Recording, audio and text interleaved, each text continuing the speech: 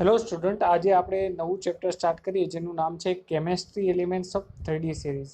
એટલે કે આની અંદર આપણે જે એલિમેન્ટ રહેલા છે 3D સિરીઝમાં, એટલે કે સ્કેન્ડિયમ ટુ ઝિંક સુધીના જેટલા પણ એલિમેન્ટ છે એના વિશેનો અભ્યાસ કરશું.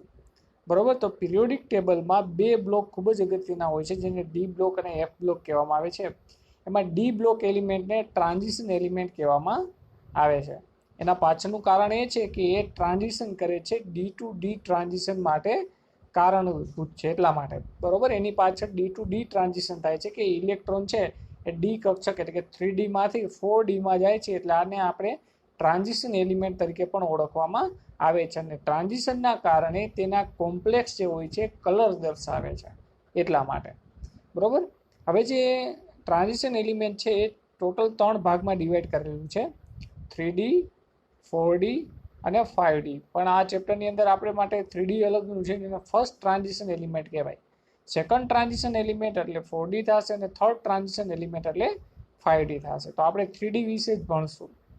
બરોબર, with all the board definition mind, there are in the presence of 66 transition element and all these are transition element with certain general property. Any property અહીંયા આપેલી છે કે they are metals. A metal છે એટલે કે ધાતુઓ છે. તે હાર્ડ હોય છે, તેના મેલ્ટિંગ પોઈન્ટ વધારે હોય છે, બોઇલિંગ પોઈન્ટ વધારે હોય છે અને ઇલેક્ટ્રિક અને હીટની કન્ડક્શન ધરાવે છે. તે આર એલોઇઝ એટલે એકબીજા સાથે ભેગા કરીએ આપણે મેટલ્સને તો એ એલોઇઝ બનાવે છે, એટલે કે મિશ્ર ધાતુઓ બનાવે છે જે આપણે એપ્લિકેશન પ્રમાણે યુઝ કરી શકીએ. Many of them are sufficiently electropositive and dissolve into mineral acid. ઘણા ભાગની એવી છે કે જે ઇલેક્ટ્રોપોઝિટિવ છે, જે મિનરલ એસિડ એટલે કે HCl એ દ્રાવ્ય થાય છે. With the few are exceptional, એમાં ઘણી પણ એક્સેપ્શનલ છે કે જે દ્રાવ્ય થતી નથી. એના કલર કમ્પાઉન્ડ છે, જેના કોમ્પ્લેક્સ છે, કલર્ડ હોય છે. બરોબર, અને અલગ અલગ પ્રકારની ઓક્સિડેશન સ્ટેટ ધરાવે છે. એનું પાછળનું કારણ એ છે કે are partially filled cell, they are the less sum of paramagnetic compound. Paramagnetic પણ હોય છે કારણ કે ઇલેક્ટ્રોન અનપોડ હોય એટલે. અને this large number of transition element are subdivided into the main transition element of d block, second આવે lanthanide અને લાસ્ટ આવે એક્ટેનાઇડ. તો જે બે પ્રકાર પાડેલા છે ટ્રાન્ઝિશન એલિમેન્ટની અંદર એ છે લેન્થેનાઇડ અને એક્ટિનાઇડ. બરોબર, તો એમાં આગળ જોઈએ તો જે નેક્સ્ટ આવે છે થિયરી, એમાં જેની ઇલેક્ટ્રોનિક કન્ફિગ્યુરેશન. હવે આ આઈએમપી છે ઇલેક્ટ્રોનિક કન્ફિગ્યુરેશન. હવે એ આપણે જોઈ લઈએ. ઇલેક્ટ્રોનિક કન્ફિગ્યુરેશન સ્કેન્ડિયમથી ઝિંક સુધીની થશે. આ બધા એલિમેન્ટના સિમ્બોલ છે અને એટોમિક નંબર છે, અને આ એની જે ઇલેક્ટ્રોનિક કન્ફિગ્યુરેશન એ છે. આમાં બે ઇલેક્ટ્રોનિક કન્ફિગ્યુરેશન યાદ રાખજો, એ છે ક્રોમિયમની અને કોપરની. એ એટલા માટે કારણ કે એ કન્ફિગ્યુરેશન છે ને આઈડિયલ છે. બરોબર, એ એક્સેપ્શનલ કેસવાળી ઇલેક્ટ્રોનિક રચના છે જે તમારે યાદ રાખ. કેમ એક્સેપ્શનલ વાળી? તો જો અત્યાર સુધી આમાં બધામાં જો આમાં D1 આવ્યા, આમાં D2 આવ્યા, આમાં D3 આવ્યા, પણ આમાં D4 ક્યાંય છે જ ને, D5 આવી ગયું. એના પાછળનું કારણ શું તો સમજો. D5 થવા પાછળનું રીઝન એક જ છે કે 4s2 માંથી ઇલેક્ટ્રોન છે ને પહેલાં જો 4s2 માં ભરાય, 4s2 માં ઇલેક્ટ્રોન ભરાઈ ગયા પછી એ ડીમાં આવે તો એક ઇલેક્ટ્રોન ખાલી થઈ ગયો. એના પાછળનું કારણ એ છે કે અર્ધ ભરેલી કક્ષક છે ને એ વધારે સ્ટેબલ હોય, એટલે કે D10 હોય એ સ્ટેબલ હોય અને D5 હોય એ પણ સ્ટેબલ હોય. બરોબર, કે અર્ધ ભરેલી D4 ઇલેક્ટ્રોન હોય ને એના કરતાં D5 થવા પાછળનું કારણ એ છે કે એને એક જ ઇલેક્ટ્રોનની જરૂર છે તો એ 4s માંથી 3D માં જશે. બરોબર, એના પાછળનું કારણ એ છે કે સ્ટેબલ બને.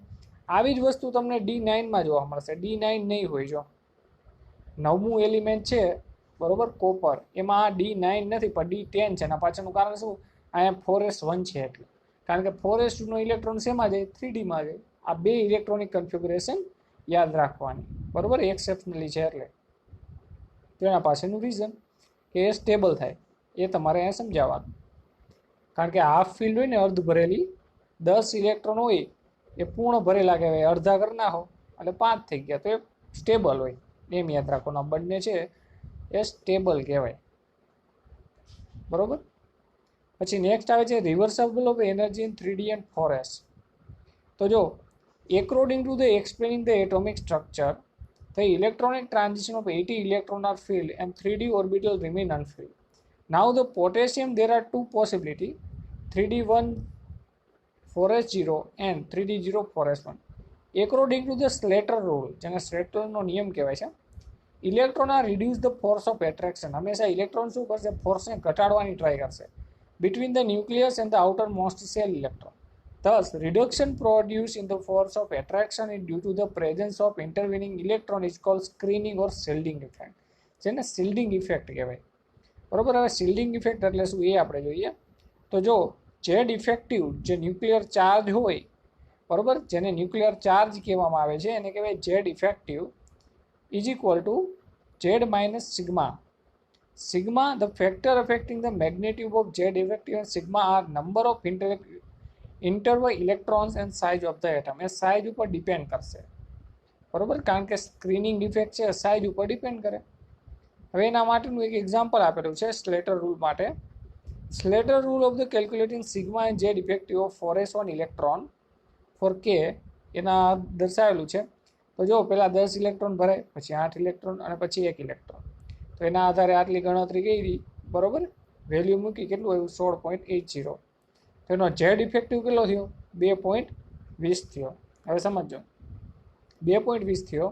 તો એ જ રીતના આપણે ગણતરી કરીએ 4s1 માટે તો એ 2.20 આવે છે. Let us calculate four 3d1.